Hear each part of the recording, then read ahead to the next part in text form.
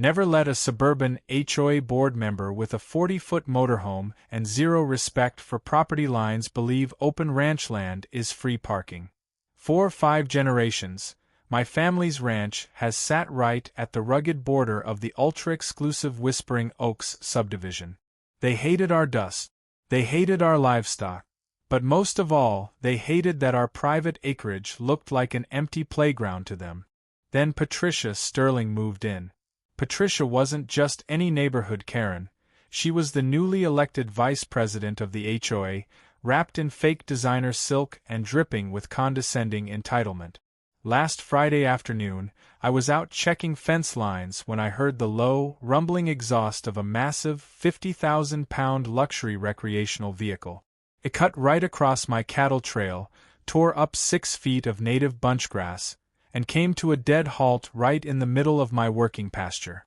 Before I could even kill the engine of my truck, Patricia hopped down from the RV cabin, wearing oversized designer sunglasses and waving a laminated neighborhood handbook like a weapon.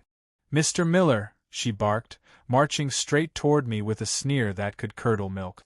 "The board has designated your lower pasture as a temporary overflow parking zone for visiting residents during our weekend gala. Move your cattle and clear out. My husband's new motorhome needs space." She stood there blinking at me, completely serious, expecting me to snap to attention. She actually thought my livelihood was her personal vacation resort. Most people would have shouted. Most people would have called the cops. Instead, I pulled out a small notepad, licked the tip of my pencil, and looked her dead in the eye. "A temporary overflow zone, you say?" I murmured smoothly. "Well, Patricia, you picked the right spot.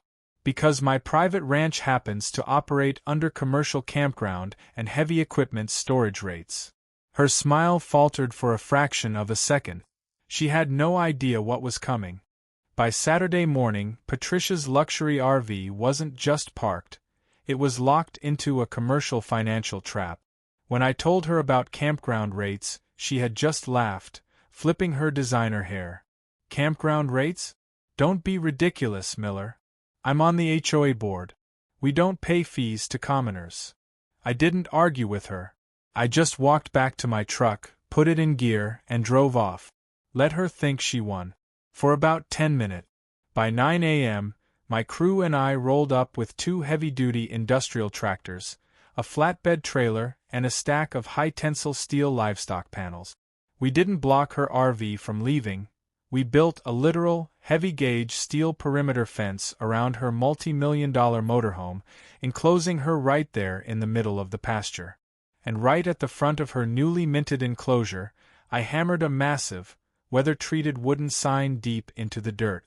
Patricia stepped out of her RV in her silk bathrobe, holding a morning mimosa, expecting to admire the scenery. Instead, she locked eyes with the bold black lettering staring back at her. "Commercial campground and oversized vehicle storage, $1,500 per 24 hours. Electricity and water hookups subject to separate metering. Payment due upon exit." Her mimosa glass nearly slipped from her manicured fingers. She dropped her phone, staring in absolute, foaming-at-the-mouth disbelief at the steel cage trapping her prized motorhome. She marched down the metal steps, her face turning a violent shade of crimson, screaming bloody murder. But what Patricia didn't realize was that her luxury vehicle was hooked up directly to my ranch's private utility line and I was holding the master valve. By Sunday morning, Patricia's luxury retreat had officially turned into a high-stakes hostage situation, with her own inflated ego as the ransom.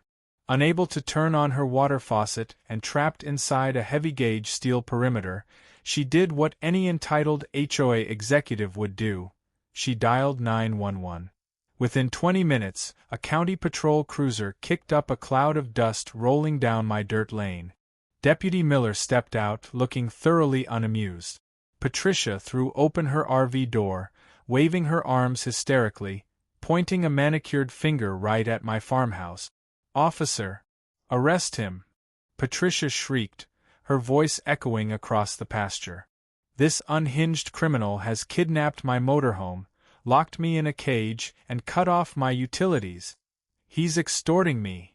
Deputy Miller walked over, looked at the massive steel sign, then looked at the property marker fence posts, and finally pulled out a laminated county deed map. He sighed heavily. He knew our family's land rights better than anyone in the county. "Ma'am," Deputy Miller said flatly, adjusting his sunglasses. "Mr. Miller's ranch is zoned agricultural commercial. You parked a 50,000-pound vehicle on private working property without a permit. This is a civil matter, not a kidnapping. And if you don't pay the posted campground fees, he has the legal right to secure the property." Patricia's jaw hit the floor. The deputy got back in his cruiser and drove away, leaving her completely stranded in her rolling fortress. Desperate, she called her husband, a corporate executive, ordering him to bring a heavy-duty tow truck and tear down my fence. But what she didn't know was that my ranch attorney had just filed a formal commercial asset lien against the motorhome for accumulated daily rate. If that RV moved an inch without clearing the balance, it wasn't just a dispute, it was a legal seizure. By Monday afternoon, Patricia's husband, Richard, arrived like a cavalry commander ready for war, only to find out his bank account was about to take a fatal blow. Richard slammed his car door, marched up to my ranch gate, and demanded an audience. He wasn't yelling like Patricia. He was playing the intimidation card, flashing a corporate executive attitude like it meant something out here in the dust. "Listen here, farmer," Richard sneered, pointing a gold-ringed finger at me. "You have exactly 2 hours to drop this fence or my legal team will sue you into the next century for harassment, false imprisonment, and extortion." I didn't flinch an inch. I just pulled out my phone, opened a tracking spreadsheet, and calculated the numbers. "Go right ahead, Richard," I replied calmly, leaning against my truck. "Every hour you stand there arguing, the commercial storage fee ticks up, plus the electricity penalty, the turf restoration bond, and the court filing asset lien fees."